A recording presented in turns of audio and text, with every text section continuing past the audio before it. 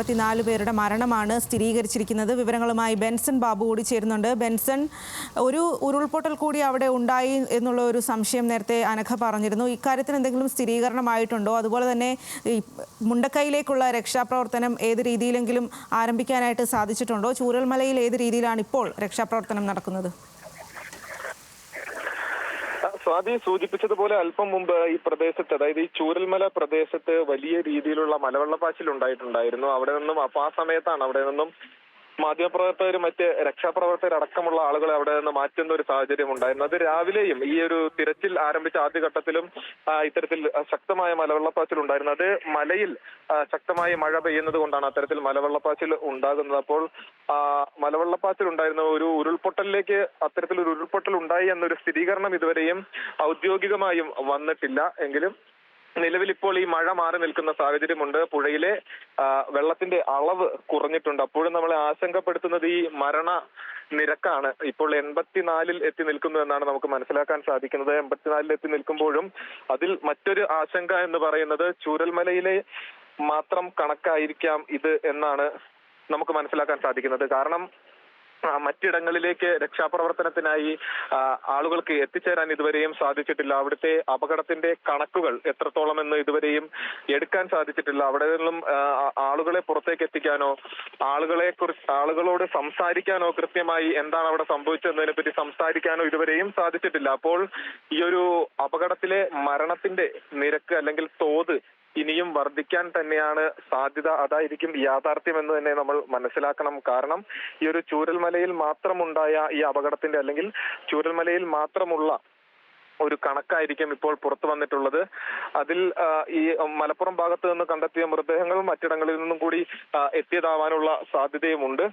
എങ്കിലും ഈ മറ്റ് ഭാഗങ്ങളിൽ ഇപ്പോഴും നമുക്കറിയാം 3 പ്രദേശങ്ങളിലായിട്ടാണ് വലിയ രീതിയിൽ ഈ അപകടം അല്ലെങ്കിൽ ഈ ഒരു ഉരുൾപൊട്ടൽ 3 ഭാഗങ്ങളെയാണ് കൃത്യമായും അല്ലെങ്കിൽ വളരെ അധികമായി ബാധിച്ചിട്ടുള്ളത്. അതിൽ ഒരു പ്രദേശത്ത് മാത്രമാണ് ഇപ്പോൾ ശക്തമായിട്ടുള്ള രീതിയിൽ പ്രതിരോധ പ്രവർത്തനങ്ങൾ അല്ലെങ്കിൽ രക്ഷാപ്രവർത്തനങ്ങൾ നടക്കുന്നതുള്ളൂ. മറ്റു 2 പ്രദേശങ്ങളിലേക്ക് കൃത്യമായും ആളുകളെ വിന്യസിക്കാനോ രക്ഷാപ്രവർത്തന സംഘത്തിന് എത്തിച്ചേരാനോ ഇതുവരെയും സാധിച്ചിട്ടില്ല എന്നതാണ് വസ്തുത. അപ്പോൾ അവിടെ രക്ഷാപ്രവർത്തകർ എത്തുകയും അവിടുത്തെ അവസ്ഥ കൃത്യമായി മനസ്സിലാക്കുകയും ചെയ്താൽ മാത്രമേ ഇതിന്റെ ഒരു ഔദ്യോഗികമായ ഒരു സ്ഥിരീകരണം, എത്രത്തോളം മരണം സംഭവിച്ചിട്ടുണ്ട്, എത്രത്തോളം കുടുംബങ്ങളെ ഈ ഒരു പ്രകൃതി ദുരന്തം ബാധിച്ചിട്ടുണ്ട്, എത്രത്തോളം ആളുകൾക്ക് പരിക്കേറ്റിട്ടുണ്ട് എന്നീ കാര്യങ്ങളിലേക്കൊരു വ്യക്തതയിലേക്ക് എത്താൻ സാധിക്കുകയുള്ളൂ. നിലവിൽ ഇപ്പോഴും ഞാൻ നേരത്തെ സൂചിപ്പിച്ചതുപോലെ സമയം 4 മണിയിലേക്ക് അടുക്കാനായിരിക്കുന്നു. ഇപ്പോഴും മറ്റിടങ്ങളിലേക്ക് ആളുകൾക്ക് ഈ രക്ഷാ ദൗത്യ സംഘത്തിന് എത്തിച്ചേരാൻ സാധിച്ചിട്ടില്ല എന്ന് തന്നെയാണ് നമുക്ക് മനസ്സിലാക്കുന്നത്. ചുരുങ്ങിയ ആളുകൾക്ക് മാത്രമാണ് അവിടേക്ക് എത്തിച്ചേരാൻ സാധിച്ചിട്ടുള്ളത്. നിലവിൽ ഈ പുഴ മറികടന്ന് അപ്പുറത്തേക്ക് എത്താനായി താൽക്കാലിക പാലം നിർമ്മിക്കുന്നതടക്കമുള്ള കാര്യങ്ങളാണ് അവിടെ പുരോഗമിക്കുന്നത്. അത് നിർമ്മിച്ചു തീർന്നാൽ മാത്രമേ ഈ ദൗത്യ സംഘാംഗങ്ങൾക്ക് പൂർണ്ണമായും അക്കരയിൽ എത്താൻ സാധിക്കുകയുള്ളൂ. ഇവർക്ക് ഈ തിരച്ചിലിനായി ഉപയോഗിക്കുന്ന അല്ലെങ്കിൽ മറ്റ് ഈ തിരച്ചിലിന്റെ ഭാഗമായി ഉപയോഗിക്കുന്ന എക്വിപ്മെന്റ്സ് അപ്പുറത്തേക്ക് എത്തിക്കാനുണ്ട്, സ്ട്രക്ചറുകൾ അടക്കമുള്ള സാധനങ്ങൾ അപ്പുറത്തേക്ക് എത്തിക്കാനുണ്ട്. അപ്പോൾ വലിയ ഒരു പ്രോസസ്സ് തന്നെയാണ് ഇനി ഈ കരയുടെ മറുഭാഗത്ത് നടക്കാനുള്ളത്. അപ്പോൾ അതിന് എത്രത്തോളം സമയമെടുക്കും എന്നതൊരു പ്രശ്നമായി നിലകൊള്ളുന്നു. അതേ സ്ഥാനത്ത് തന്നെ എയർലിഫ്റ്റ് സംവിധാനം ഉടൻ തന്നെ നടപ്പിലാക്കുമെന്ന് മനസ്സിലാക്കുന്നുണ്ട്. അപ്പോൾ അതിന്റെ ഔദ്യോഗിക സ്ഥിരീകരണവും ഇതുവരെ വന്നിട്ടില്ല. എന്നാൽ മന്ത്രി അറിയിച്ചിട്ടുണ്ടായിരുന്നു എയർലിഫ്റ്റിംഗ് സംവിധാനം എന്തായാലും നടപ്പിലാക്കും, എയർലിഫ്റ്റിംഗ് നടപ്പിലാക്കുമെന്ന്. പക്ഷേ അത് ഏത് രീതിയിലായിരിക്കും, എപ്പോൾ അത് പ്രാവർത്തികമാകുമെന്നതിനെ പറ്റി ഒരു സ്ഥിരീകരണം ഇതുവരെയും വന്നിട്ടില്ല. സൂചിപ്പിച്ചതുപോലെ തന്നെ നിലവിൽ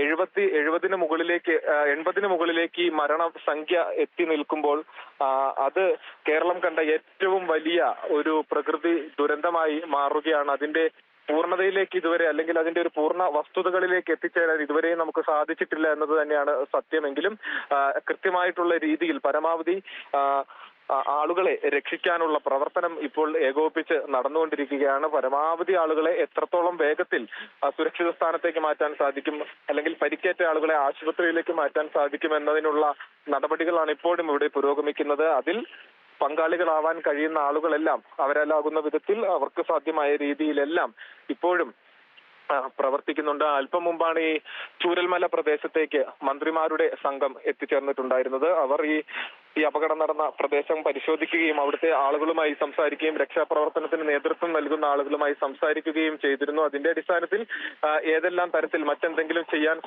മറ്റെന്തെങ്കിലും പ്രദേശത്ത് സാധ്യമായത് എന്തെങ്കിലും ചെയ്യേണ്ടതുണ്ടോ എന്നടക്കമുള്ള പരിശോധനകൾ, അവലോകനങ്ങൾ അവിടെ നടക്കുന്നുണ്ടായിരുന്നു. അപ്പോൾ അതിന്റെ എല്ലാം അടിസ്ഥാനത്തിലായിരിക്കും ഇനി മറ്റ് നടപടികളിലേക്ക് കടക്കുക. നിലവിൽ ഞാൻ നേരത്തെ സൂചിപ്പിച്ചതുപോലെ അല്പം മുൻപ് ശക്തമായ മഴയെ തുടർന്നും മലവെള്ളപ്പാച്ചിൽ ഉണ്ടാവാനുള്ള സാധ്യതയെ തുടർന്നും ഈ ചൂരൽമല പ്രദേശത്തെ തിരച്ചിലിൽ കുറച്ചാളുകളെ, രക്ഷാദൌത്യത്തിൽ പങ്കെടുത്ത കുറച്ചാളുകളെ മാറ്റി നിർത്തുന്ന ഒരു സാഹചര്യം ഉണ്ടായിരുന്നു. എന്നാൽ ഇപ്പോൾ വീണ്ടും ആളുകൾ അവിടേക്ക് കേന്ദ്രീകരിച്ച ഈ ഒരു രക്ഷാപ്രവർത്തനം വീണ്ടും ആരംഭിച്ചിട്ടുണ്ട്, അല്ലെങ്കിൽ പുനരാരംഭിച്ചിട്ടുണ്ട് എന്ന് തന്നെ വേണം നമുക്ക് മനസ്സിലാക്കാൻ. ഇപ്പോഴും അവിടെ ആളുകൾക്ക് വേണ്ടിയുള്ള തിരച്ചിൽ നടക്കുന്നുണ്ട്. അതിന്റെ കാരണമായി പറയുന്നത് എത്രത്തോളം ആളുകൾക്ക് ഈ അപകടത്തിൽ ഇരകളായിട്ടുണ്ട്, അല്ലെങ്കിൽ ഈ അപകടത്തിൽ പരിക്കേറ്റിട്ടുണ്ട്, കാണാതായിട്ടുണ്ട് എന്നതിനെ പറ്റിയൊരു സ്ഥിരീകരണം അല്ലെങ്കിൽ അത്തരത്തിലൊരു കണക്ക് ഇതുവരെയും പുറത്തുവിടാൻ സാധിച്ചിട്ടില്ല. അതിനാൽ തന്നെ സാധ്യമായ ഇടങ്ങളിലെല്ലാം ഈ ഒരു തിരച്ചിൽ നടത്തേണ്ടതുണ്ട്.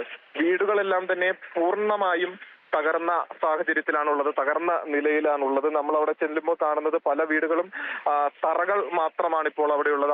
ആ വീട് നിന്നിരുന്ന തറ മാത്രമാണ് ഉള്ളത്. ബാക്കി മറ്റു ഭാഗങ്ങളെല്ലാം ഇടിഞ്ഞ് പൂർണ്ണമായും തകർന്ന നിലയിലാണുള്ളത്. അപ്പോൾ ഇതിന്റെ അടിയിലെല്ലാം ആളുകൾ കുടുങ്ങിക്കിടക്കുന്നുണ്ടോ? അതുപോലെ തന്നെ നമ്മൾക്ക് നടക്കാൻ പോലും ആവാത്ത അത്രയും രീതിയിലാണ് അവിടെ ചെളി അടിഞ്ഞുകൂടിയിട്ടുള്ളത്. മുട്ടോളം താഴ്ചയിൽ, അല്ലെങ്കിൽ അതിലും മുകളിലേക്ക് താഴ്ന്നു പോകുന്ന അത്രയും കട്ടിയിൽ ചെളി പുതഞ്ഞു കിടക്കുന്ന ഒരു അവസ്ഥയുണ്ട്. അപ്പോൾ ഇതിനടിയിലെല്ലാം ആളുകൾ കുടുങ്ങിക്കിടക്കുന്നുണ്ടോ? വലിയ പാറ വന്ന് അടിഞ്ഞു കിടക്കുന്നു. അതുപോലെ തന്നെ വലിയ മരക്കമ്പുകൾ, മരക്കഷ്ണങ്ങൾ, തടികൾ വന്ന് കിടക്കുന്നു. ഇതിനിടയിലെല്ലാം ആരെങ്കിലും കുടുങ്ങിക്കിടക്കുന്നുണ്ടോ എന്നതടക്കമുള്ള പരിശോധന നടത്തേണ്ടതുണ്ട്. അപ്പോൾ ഈ മറ്റ് സംവിധാനങ്ങൾ ഉപയോഗിച്ചെല്ലാം മരം മുറിച്ച് മാറ്റിയും പാറകൾ മാറ്റിയും അതുപോലെ തന്നെ മരക്കമ്പുകൾ വലിച്ചു മാറ്റിയും അടക്കമുള്ള, അതുപോലെ മണ്ണുമാന്തി യന്ത്രം ഉപയോഗിച്ച് ഈ ചെളി കോരി മാറ്റിയും അടക്കം പരിശോധനകൾ നടക്കുന്നുണ്ട്. അപ്പോൾ അത്തരത്തിലുള്ള പരിശോധന, ആരെങ്കിലും കുടുങ്ങിക്കിടക്കുന്നുണ്ടെങ്കിൽ അവസാനത്തെ ആളെയും കണ്ടെത്താനുള്ള പരിശോധനയാണ് ചൂരൽമലയിൽ ഇപ്പോഴും പുരോഗമിച്ചുകൊണ്ടിരിക്കുന്നത്. പക്ഷേ അതേ സ്ഥാനത്ത് ബെൻസൺ തുടരാം. ബെൻസണിലേക്ക് തിരികെ എത്താം. ഇപ്പോൾ നബീൽ കൂടി ചേരുന്നുണ്ട്. നബീൽ, ഇപ്പോൾ മലപ്പുറം പോത്തുകൽ ഭാഗത്തേക്കും മൃതദേഹം ഒഴുകിയെത്തിക്കൊണ്ടിരിക്കുന്നു എന്ന് നബീൽ നേരത്തെ സൂചിപ്പിച്ചിരുന്നു. അതിൻ്റെ ഒരു കണക്കുകൾ വ്യക്തമാണോ? എത്ര മൃതദേഹമാണ് അവിടേക്ക് എത്തിയിരിക്കുന്നത്? ഇപ്പൊ നിലമ്പൂർ ഹോസ്പിറ്റലിലേക്ക് 32 മൃതദേഹങ്ങൾ ഇപ്പൊ എത്തിക്കഴിഞ്ഞു. 32 മൃതദേഹം ആകെ? അതെ. ഇപ്പൊ എത്തിക്കഴിഞ്ഞു. ഇനി 16 മൃതദേഹങ്ങൾ എടുക്കാൻ വോട്ട് പോയിട്ടുണ്ടെന്നാ പറഞ്ഞത്, തോണി പോയിട്ടുണ്ടെന്നാ പറഞ്ഞത്. ഇതിനായിട്ട് അവിടെ രക്ഷാദൗത്യ സംഘം ഉണ്ടോ?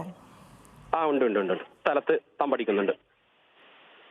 ഇവരെ ഏത് ആശുപത്രിയിലേക്കാണ് മാറ്റുന്നത്? നിലമ്പൂർ ആശുപത്രിയിലേക്ക്. ഈ മൃതദേഹം തിരിച്ചറിയാനായിട്ട് ബന്ധുക്കൾ അല്ലെങ്കിൽ നാട്ടുകാരൊക്കെ അവിടേക്ക് എത്തിയിട്ടുണ്ടോ? അപ്പോ കുറച്ച് പേര് വന്നിട്ടുണ്ട്. അപ്പൊ ഇപ്പൊ നേരത്തെ ഒരാൾ വന്നിരുന്നു, മറ്റേ വയനാട് നിന്ന് ഒരു പൂജാരി പോയിട്ടുണ്ടെന്ന് പറഞ്ഞിട്ട്. അപ്പൊ പൂജാരിയുടെ മൃതദേഹം മറ്റേ വയനാട് തിരിച്ചറിഞ്ഞിട്ടുണ്ടെന്ന് പറഞ്ഞ ബന്ധുക്കള് ഇവിടുന്ന് ഇപ്പൊ അങ്ങോട്ട് തിരിച്ചിട്ടുണ്ട്, വയനാട്ടിലേക്ക് തിരിച്ചിട്ടുണ്ട്. ഇവിടേക്ക് ഒഴുകിയെത്തുന്ന ഈ മൃതദേഹം ഏത് ഭാഗത്തു നിന്നുമാണ്, വയനാട്ടിലെ ഏത് ഭാഗത്തു നിന്നുമാണ് വരുന്നത്? വയനാട്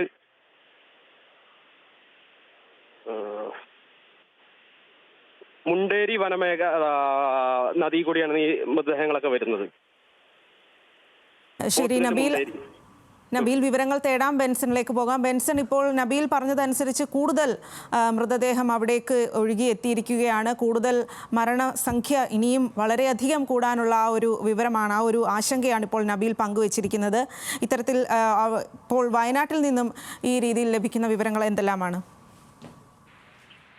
ഈ സൂചിപ്പിച്ചതുപോലെ തന്നെ ഈ മരണനിരക്ക് ഇനിയും ഉയരാനുള്ള സാധ്യതകൾ തന്നെയാണ് കാണുന്നത്. കാരണം സൂചിപ്പിച്ചതുപോലെ ഇപ്പോൾ ഈ ഒഴുകിപ്പോയ മൃതദേഹങ്ങൾ ഈ മലപ്പുറം അടക്കമുള്ള ജില്ലയുടെ പല ഭാഗങ്ങളിൽ നിന്നായി കണ്ടെത്തുന്ന ഒരു സാഹചര്യം നിലവിലുണ്ട്. അതുപോലെ തന്നെ നമ്മൾ നേരത്തെ സൂചിപ്പിച്ചതുപോലെ ഈ അപകടം നടന്ന ഈ പ്രദേശങ്ങളിന്റെ വിവിധ ഭാഗങ്ങളിൽ ഇനിയും തിരച്ചിൽ ആരംഭിക്കേണ്ടതുണ്ട്. അപ്പോൾ തിരച്ചിൽ നടക്കേണ്ട സ്ഥലങ്ങൾ ഇനിയുമുണ്ട്. അപ്പോൾ ഈ പ്രദേശങ്ങളിലെല്ലാം ഇനി തിരച്ചിൽ നടത്തി രക്ഷാപ്രവർത്തനം നടത്തി കഴിയുമ്പോഴേക്കും എത്രത്തോളം മരണസംഖ്യ ഇനിയും ഉയരാനുള്ള സാധ്യത ഉണ്ട് എന്നത് തന്നെയാണ് സത്യം. മരണസംഖ്യ ഇനിയും ഉയരാനുണ്ട് എന്നത് തന്നെയാണ് യാഥാർത്ഥ്യം. പക്ഷെ മരണസംഖ്യ ഇനി കൂടരുത് എന്ന് നമ്മൾ ആഗ്രഹിക്കുമ്പോഴും സംഭവിച്ച അപകടത്തിന്റെ വ്യാപ്തി അത്രത്തോളമായ സ്ഥിതിക്ക് അത്രത്തോളമാണ് എന്ന യാഥാർത്ഥ്യം നമ്മൾ മനസ്സിലാക്കണം. അപ്പോൾ ഇനിയും മരണസംഖ്യ ഉയരാനുള്ള സാധ്യത ഉണ്ട്. അപ്പോൾ അതിന്റെ അടിസ്ഥാനത്തിൽ രക്ഷപ്പെടുത്താൻ സാധിക്കുന്ന അത്രയും ആളുകളെ പരമാവധി വേഗത്തിൽ രക്ഷപ്പെടുത്താനുള്ള പ്രവർത്തനങ്ങളാണ് ഇപ്പോൾ നമുക്കിവിടെ കാണാൻ സാധിക്കുന്നത്. പരമാവധി ആളുകളെ പരമാവധി എത്രത്തോളം വേഗത്തിൽ ആശുപത്രികളിലേക്ക് എത്താൻ സാധിക്കുന്നു, സുരക്ഷിതമായ ഇടങ്ങളിലേക്ക് മാറ്റാൻ സാധിക്കുന്നു, അത്രത്തോളം ആളുകളെ രക്ഷപ്പെടുത്തുന്ന ഒരു കാഴ്ച തന്നെയാണ് നമുക്ക് കാണാൻ സാധിക്കുന്നത്. നമ്മൾ രാവിലെ ആദ്യഘട്ടത്തിൽ ഇവിടെ എത്തിയപ്പോൾ ഉണ്ടായിരുന്ന ഒരു സാഹചര്യമുണ്ട്. റോഡുകളിലടക്കം ഈ ചൂരൽമല അങ്ങാടി അടക്കം പൂർണ്ണമായും ചെളിയിൽ മുങ്ങിയ ഒരു അവസ്ഥയായിരുന്നു ഉണ്ടായിരുന്നത്. അവിടേക്ക് വാഹനങ്ങളോ ആംബുലൻസുകളോ മറ്റ് മണ്ണുമാന്തി യന്ത്രങ്ങളോ അടക്കം പോകാൻ കഴിയാത്ത വിധത്തിൽ പൂർണ്ണമായും ചെളിയിലും പാറക്കഷ്ണങ്ങളും അടക്കം വന്ന് കിടന്ന് മൂടിയ ഒരു അവസ്ഥയായിരുന്നു ഉണ്ടായിരുന്നത്. എന്നാൽ മണിക്കൂറുകൾക്കുള്ളിൽ തന്നെ കൃത്യമായിട്ടുള്ള ഏകോപനത്തിലൂടെ ആളുകളുടെ പ്രവർത്തനത്തിലൂടെ അവിടുത്തെ അവസ്ഥ മാറ്റിയെടുക്കുന്ന ഒരു സാഹചര്യം ഉണ്ടായി. അപ്പോൾ ആ രീതിയിൽ പ്രവർത്തനങ്ങളെല്ലാം വളരെ ത്വരിതഗതിയിൽ നടത്തിക്കൊണ്ട് കൂടുതൽ ആളുകളെ ഈ അപകടം ബാധിച്ചിട്ടുള്ള കൂടുതൽ ആളുകളെ എത്രയും പെട്ടെന്ന് സുരക്ഷിതമായ സ്ഥാനങ്ങളിലേക്ക് മാറ്റുന്ന ഒരു നടപടിയാണ് ഇപ്പോൾ ഇവിടെ നടന്നുകൊണ്ടിരിക്കുന്നത്. ഞാൻ നേരത്തെ സൂചിപ്പിച്ചതുപോലെ മന്ത്രിമാരുടെ സംഘം അടക്കം ഇവിടെ എത്തിച്ചേർന്നിട്ടുണ്ട്. അതുപോലെ തന്നെ ഉന്നത പോലീസ് ഉദ്യോഗസ്ഥർ, ഫയർഫോഴ്സിന്റെ ഉന്നത ഉദ്യോഗസ്ഥർ, മറ്റ് നേതാക്കളടക്കമുള്ള ആളുകൾ ഇവിടെ എത്തിച്ചേർന്നിട്ടുണ്ട്. അവരുടെ നേതൃത്വത്തിൽ സാധ്യമായ രീതിയിലെല്ലാം ഈ ഒരു രക്ഷാപ്രവർത്തനം അവർ ഏകോപിപ്പിക്കുന്നുണ്ട്. അതോടൊപ്പം തന്നെ നാട്ടുകാരുടെ കൃത്യമായ ഇടപെടലും ഈ ഒരു രക്ഷാപ്രവർത്തനത്തിൽ ഉണ്ട് എന്ന് തന്നെ വേണം നമുക്ക് മനസ്സിലാക്കാൻ. കാരണം ഈ പ്രദേശം ഞാൻ നേരത്തെ സൂചിപ്പിച്ചതുപോലെ തന്നെ വാഹനങ്ങൾ കൃത്യമായി കടന്നു പോകാൻ കഴിയാത്ത രീതിയിലുള്ള റോഡുകൾ അടക്കമുള്ള പ്രദേശമാണ്. അപ്പോൾ സ്വന്തം ജീപ്പുകൾ അടക്കമുള്ള വാഹനങ്ങൾ വിട്ടു നൽകി രക്ഷാപ്രവർത്തനത്തിൽ പങ്കാളികളാകുന്ന ആളുകളുണ്ട്. ആംബുലൻസുകൾ വിട്ടു നൽകി രക്ഷാപ്രവർത്തനത്തിൽ പങ്കാളികളാകുന്ന ആളുകളുണ്ട്. ഈ വാഹനങ്ങൾ ഓടിക്കാനായി എത്തിച്ചേർന്നിട്ട് ഡ്രൈവർ എന്ന നിലയിൽ വന്ന് ഈ ഒരു രക്ഷാപ്രവർത്തനത്തിൽ പങ്കാളികളാകുന്ന ആളുകളുണ്ട്. അപ്പോൾ ആ തരത്തിലെല്ലാം തങ്ങളാലാവുന്ന വിധത്തിലെല്ലാം ഈ രക്ഷാപ്രവർത്തനത്തിൽ പങ്കാളികളാകാനാണ് ആളുകൾ തയ്യാറായി ഇവിടെ എത്തിയിട്ടുള്ളത്. അത്തരം കാഴ്ചകളാണ് നമുക്ക് ഇപ്പോഴും ഇവിടെ നിന്ന് കാണാൻ സാധിക്കുന്നത്. സൂചിപ്പിച്ചതുപോലെ ഈ മറ്റു ഭാഗങ്ങളിലേക്കും തിരച്ചിൽ വ്യാപിച്ചു കഴിയുമ്പോഴേക്കും മരണനിരക്ക് കൂടാനുള്ള സാധ്യത വളരെ അധികമാണ്. അപ്പോഴും ഈ ഒരു രക്ഷാപ്രവർത്തനം ഏത് രീതിയിലാണ് ഇനി മുൻപോട്ട് പോവുക എന്നതിന്റെ ഒരു ആശങ്ക ആളുകൾക്കുണ്ട്. കാരണം സമയം അതിക്രമിക്കുകയാണ്. രാത്രിയായി കഴിഞ്ഞു കഴിഞ്ഞാൽ ഈ രക്ഷാപ്രവർത്തനത്തിന്റെ രീതി ഏത് തരത്തിലായിരിക്കും എന്നത് നമുക്ക് കൃത്യമായും പറയാൻ സാധിക്കില്ല. ലൈറ്റും മറ്റ് സംവിധാനങ്ങളും എത്തിക്കേണ്ടതുണ്ട്. അവ എത്തിയാലും ഈ രാത്രിയിൽ കാലാവസ്ഥ പ്രതികൂലമായി കഴിഞ്ഞു കഴിഞ്ഞാൽ ഈ തിരച്ചിൽ നിർത്തിവെക്കേണ്ടുന്ന ഒരു സാഹചര്യത്തിലേക്ക് പോകേണ്ടി വരും. അപ്പോൾ പരമാവധി പെട്ടെന്ന് തന്നെ ആളുകളെ കണ്ടെത്താനും അവരെ സുരക്ഷിത സ്ഥാനങ്ങളിലേക്ക് മാറ്റാനുമുള്ള നടപടികളാണ് ഇപ്പോൾ പുരോഗമിക്കുന്നത്. ശരി ബെൻസൺ, എന്തായാലും ആശങ്ക ഏറെയുണ്ട്. കാരണം ഈ പറഞ്ഞതുപോലെ സമയമേറെ വൈകുന്നു. രാത്രിയാവാൻ ഇനി വളരെ കുറച്ച് സമയമേ ഉള്ളൂ. ഇതിനകം രക്ഷാപ്രവർത്തനം ഏകോപിപ്പിച്ച് നടത്തേണ്ടതുണ്ട്. സൈന്യമടക്കം സംഭവസ്ഥലത്തേക്ക് എത്തുന്നുണ്ട്. എയർലിഫ്റ്റിംഗ് അടക്കമുള്ള മാർഗങ്ങൾക്കുള്ള ശ്രമങ്ങൾ തുടരുകയാണ്. ആ വിവരങ്ങളെല്ലാം നമുക്ക് അവിടെ നിന്നും എത്രയും പെട്ടെന്ന് ജനങ്ങളിലേക്ക് എത്തിക്കേണ്ടതുണ്ട്.